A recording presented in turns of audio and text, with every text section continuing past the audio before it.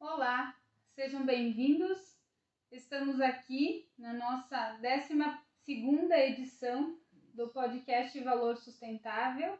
Como você está, Rogério? Tudo bem, sejam bem-vindos. Como você está, André? Tudo certo. Que bom.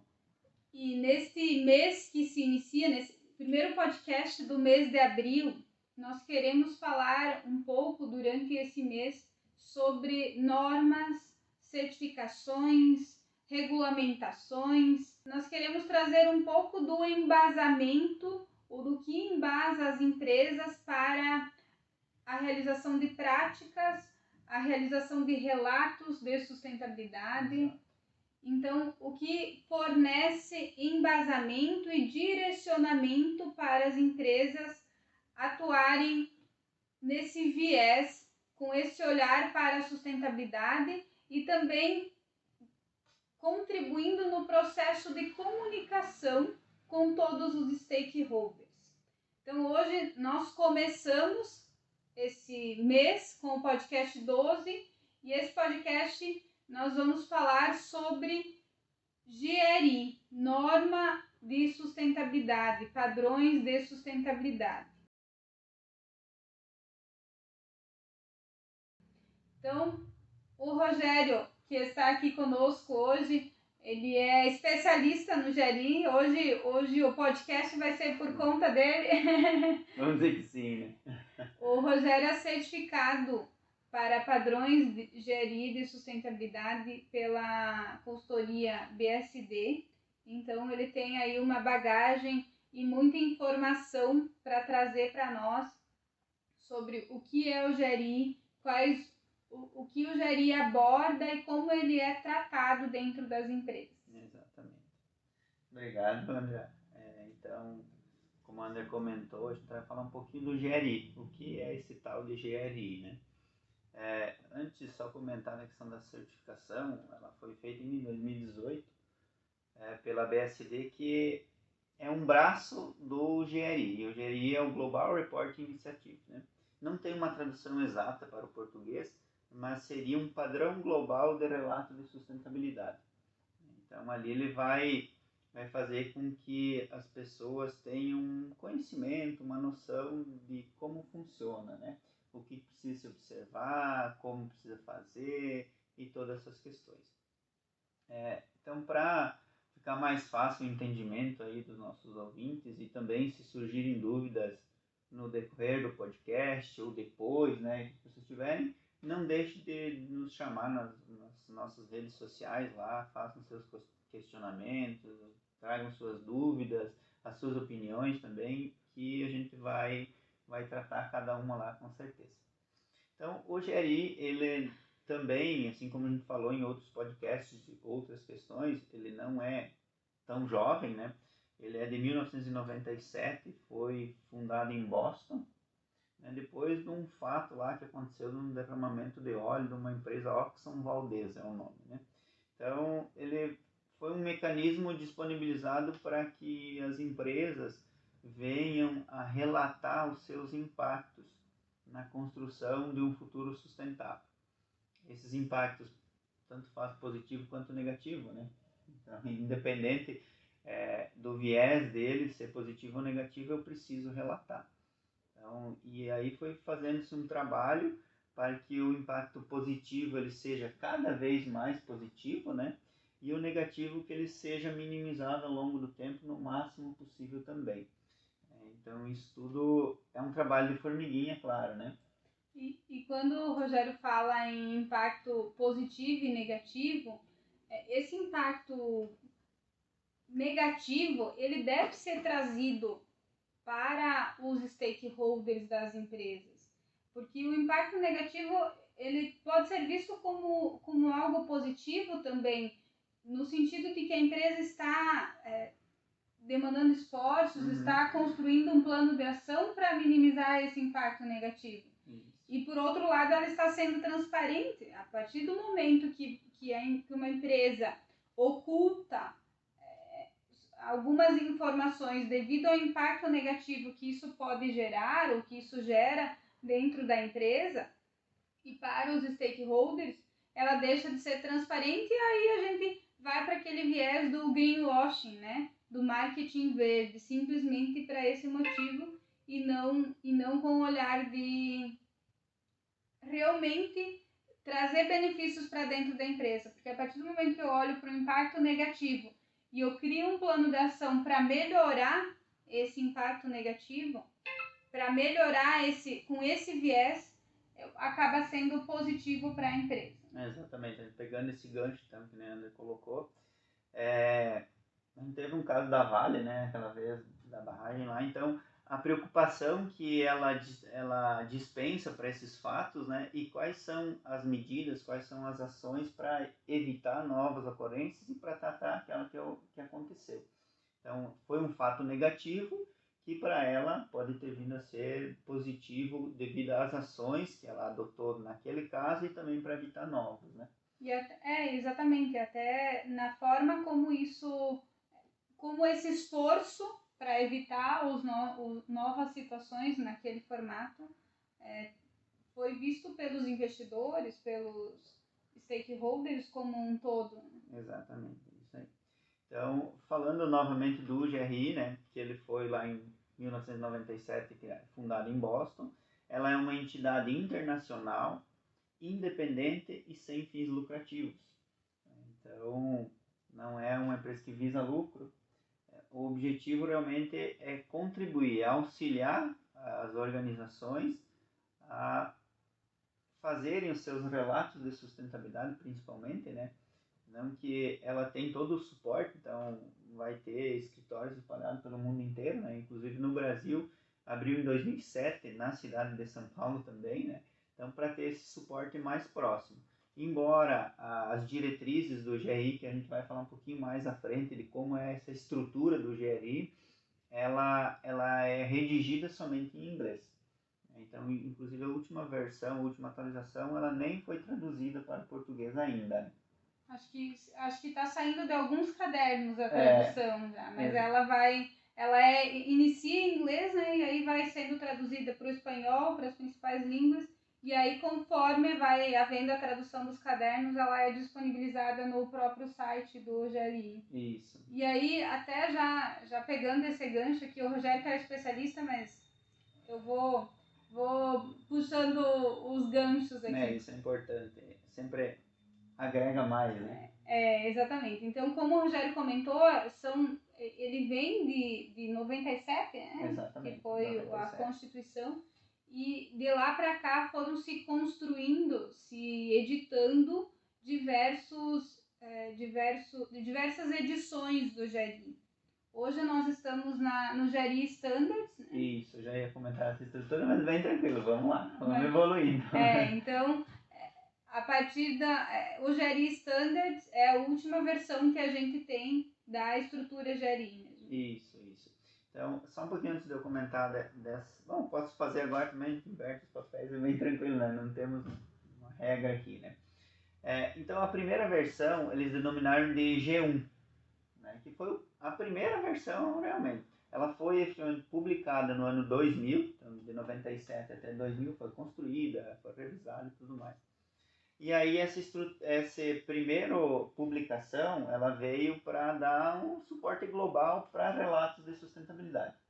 Então, e aí já no ano seguinte, ela se constituiu efetivamente, nomeou-se sem fins lucrativos, né, o GRI, no ano seguinte.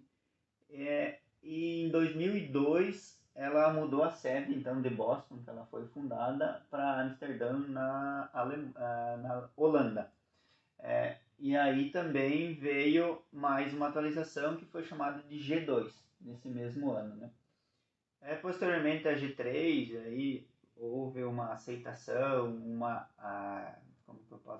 adesão maior das empresas, né, com relação a ela, que também foram vindo novas atualizações, como a G4 em 2013 e a Standard, que a Anne comentou antes, que foi efetivamente publicada em 2016, e com inclusão de 2 novos itens nessa mesma standard em 2019, que daí vai tratar um livro, que a gente chama, né, especificamente de impostos, e 2020 resíduos.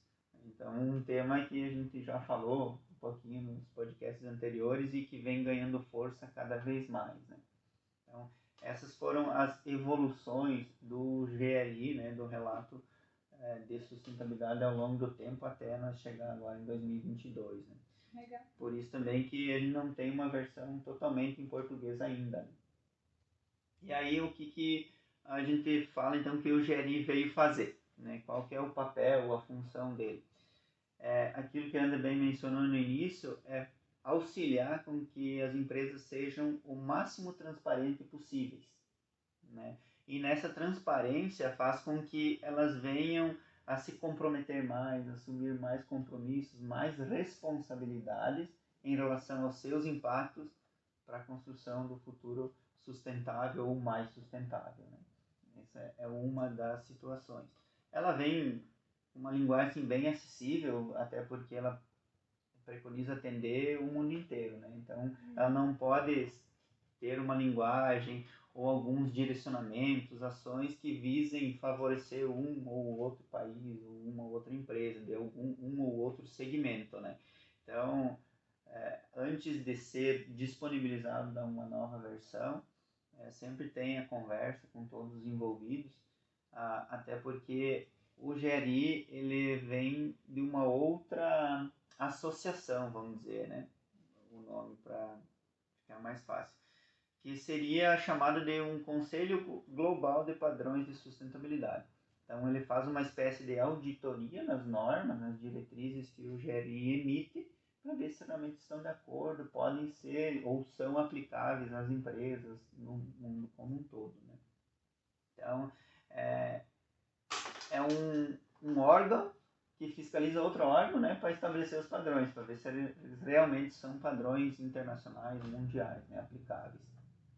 Então, é bem interessante, né, vamos dizer assim, esse formato, né? E é legal isso, né? Porque são padrões globalmente aceitos, realmente. Então, além dos ODS, que acho que nós vamos falar nos próximos podcasts aí, o GRI é uma das linguagens mais aceitas pelas empresas para auxiliar, para contribuir nessa inserção da sustentabilidade nos processos e também para relatar realmente. Se nós formos pegar relatórios de sustentabilidade, relatos de sustentabilidade das principais empresas mundiais aí, isso no Brasil, das empresas que estão listadas na Bolsa de Valores, a maior parte delas utiliza o GRI como padrão para relatar os impactos positivos ou negativos. Isso. Hoje, falando a adesão ao relatório de sustentabilidade com base no GRI, mais de 60% das empresas que fazem relato de sustentabilidade se embasam o GRI como base. Tanto que, se alguém tiver curiosidade, visite o site do GRI lá, digite no próprio Google, né, GRI, ele vai puxar Global Reporting Initiative. Lá ele vai ter dizer assim, somos o padrão global para relatos de impacto, né? Então, que são esses relatos de sustentabilidade. Então, percebe, eles usam impacto ao invés de dizer relatórios de sustentabilidade, né? Então, é realmente esse fato que nós colocamos anteriormente. O impacto que a minha empresa, a minha operação gera no meio ambiente, na sociedade, na parte de governança econômica e tudo mais. Então, é bem interessante realmente. Legal, nós falamos que ela é um órgão internacional, independente e sem fins lucrativos. Mas aí como que ela se mantém, né? Então, cerca de 60% dos recursos vem do governo, vem de associações, de instituições que querem promover realmente a sustentabilidade, né? Ou, desculpa, 60% vem de cursos, palestras, tudo que eles desenvolvem. E 40% vem dessa outra parte que eu comentei, governos, instituições, organizações. Então, isso que mantém a associação, o GRI, né? Então, E agora me surgiu uma dúvida, Rogério. Para mim fazer um relatório no formato GRI, eu preciso eu preciso passar, para ele ser validado, certificado pelo GRI, eu preciso passar por um processo de certificação do próprio GRI? Não necessariamente. O que você precisa fazer, ou vou voltar um pouquinho à fala. O relato de sustentabilidade, você pode fazer ele observando parcial ou totalmente o GRI. Que aí a gente vai falar logo na sequência da estrutura deles. Ele é dividido em partes, ou livros, que podem ser chamados, né? Então eu posso pegar a particular de um livro unicamente, né?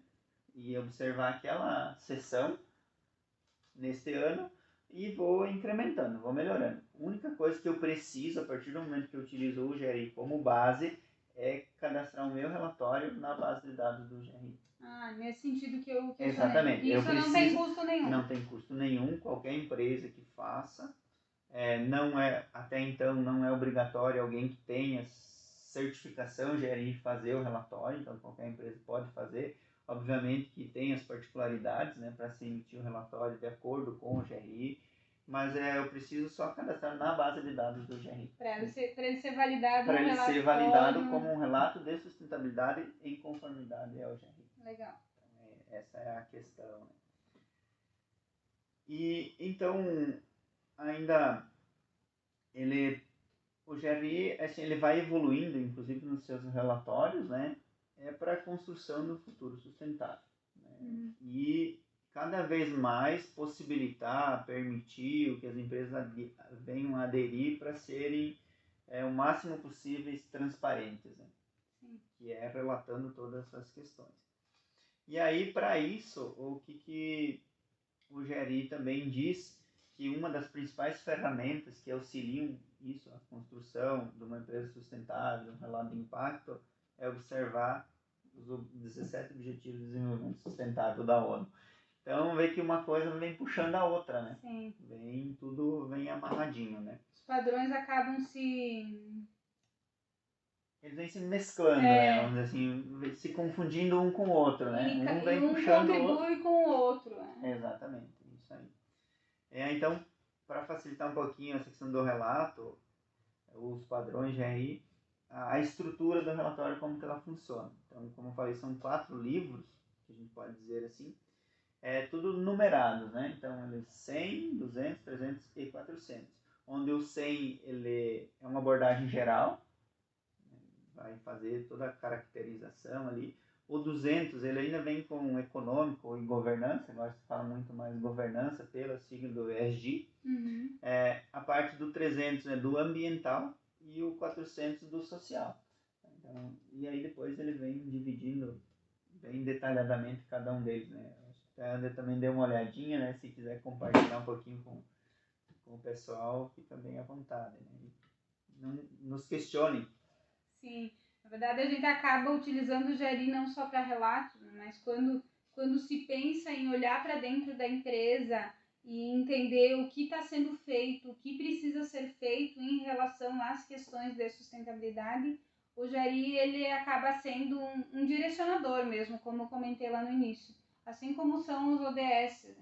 Então, quando o Rogério fala da estrutura do GRI, desses 4 cadernos, que o caderno 1, o caderno inicial fala da questão da estratégia, do perfil da organização, de comitês de ética, de compliance, de compras, dos aspectos de corrupção. Então, todos esses aspectos gerais estão compreendidos nesse caderno inicial, vamos assim tratar, do GRI. E aí, quando se fala em relatos de sustentabilidade, esse caderno inicial ele obrigatoriamente precisa ser atendido pelas empresas. Então, esse é o meu pontapé inicial. Para mim, fazer um relatório de sustentabilidade vinculado ou certificado pelo GRI, ele precisa ser feito com base nesse caderno inicial, nesse caderno de apresentação em que vai se tratar os aspectos gerais. E aí os demais cadernos eles vão sendo direcionados para os aspectos de governança, meio ambiente e sociedade. E aí, quando se fala em itens específicos desse caderno, como o Rogério comentou, em 2019 ou 2020, se não me engano, teve uma complementação relacionada a resíduos. Então, quando a empresa inicia o seu processo de inserção da sustentabilidade, de trabalhar com relatos de sustentabilidade, um dos primeiros passos é elaborar a matriz de materialidade. E aí, nessa matriz de materialidade, vai se definir quais os pontos, quais os focos, o que realmente é importante dentro da empresa e para os stakeholders serem trabalhados. E aí, quando se fala nesses itens que são importantes, quando se vai elaborar o relatório de sustentabilidade, vai se olhar para cada quesito dentro dos cadernos. Então, lá dentro do caderno governança, nós temos desempenho econômico, presença no mercado, práticas de compra, práticas de contratação de colaboradores locais, que seria relacionado à presença no mercado, a questão da tributação dos impostos, que também é um caderno novo. Então, aspectos mais voltados a essa questão da governança. Quando a gente olha para o caderno 3, que seria o caderno dos aspectos ambientais, aí vem uma ampla gama de assuntos que são tratados internamente. Aí relacionados à água, relacionados a resíduos, relacionados a efluentes, relacionados à energia, relacionados a materiais, ou seja, compras de materiais utilizados na produção, utilização de materiais recicláveis, ciclo de vida dos produtos, a questão das emissões, a questão dos resíduos, não sei se eu já falei, mas enfim, a questão da avaliação do fornecedor, de olhar o ciclo do produto como um todo. Então, são todos assuntos que são tratados dentro do caderno ambiental, e aí dentro desses assuntos o GRI estabelece várias diretrizes, várias metas, vamos assim tratar, ou vários pontos que precisam ser observados e que precisam ser atendidos quando se fala em relato de sustentabilidade, mas que no sentido de olhar para esses pontos são um direcionador realmente. Estou lá na minha empresa trabalhando o item materiais. Tá, o que eu posso trabalhar dentro do item materiais? Vamos pegar o caderno do GRI lá, vamos olhar o item materiais e vamos ver o que está sendo tratado, o que essa organização global, mundial, que embasa o GRI, discute nesse tema. Isso já vai nos fornecer uma base, um embasamento muito legal. E aí o último caderno é o caderno social, que aí trata dos aspectos internos da empresa, dos aspectos externos, voltados à sociedade, à comunidade em que a empresa está inserida, mas também voltados à própria organização em relação a colaboradores, em relação à diversidade, em relação à cultura dentro da empresa, em relação à saúde e segurança do trabalho, em relação à geração de emprego que a atividade da empresa gera, em relação à questão de trabalho infantil, de trabalho forçado, de trabalho escravo,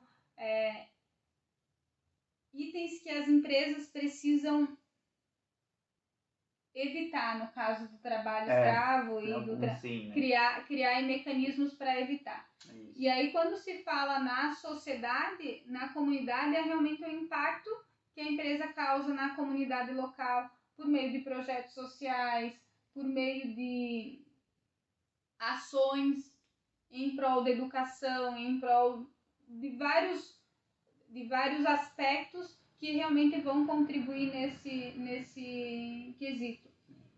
E também aí a questão da avaliação dos fornecedores, a questão de políticas públicas. Então, essa parte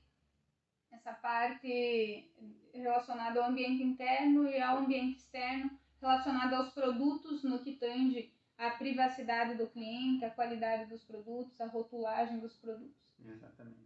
Basicamente, essa estrutura que a gente vê do GRI, que realmente é uma base muito interessante para nós começarmos a tratar a sustentabilidade dentro das empresas. Ele é bem completo, né? A gente falou bem superficial, né? Então, cada um desses livros depois vai ter ações, que a Ana comentou, ou metas, e aí no relato eu tenho que mencionar aquela minha prática, a minha ação, a qual meta do GRI ela atende. Então, por isso que são divididos em livros, cada um tem um código ali, né? 100, 200, 300, 400, e dentro dele depois vai ter lá 410A, 410B, C, e assim vai indo. Então, conforme o relato, eu tenho que mencionar a qual parte do GRI ela atende, né? Então, e o GRI ele preconiza duas situações também em relação ao que é colocado nele, né? E divide em questões de conteúdo e de qualidade. Então, tudo isso tem que ser observado, né? Para que o GRI realmente ele seja adotado na empresa e surta o efeito, o desempenho, o papel pelo qual ele foi desenvolvido. Legal.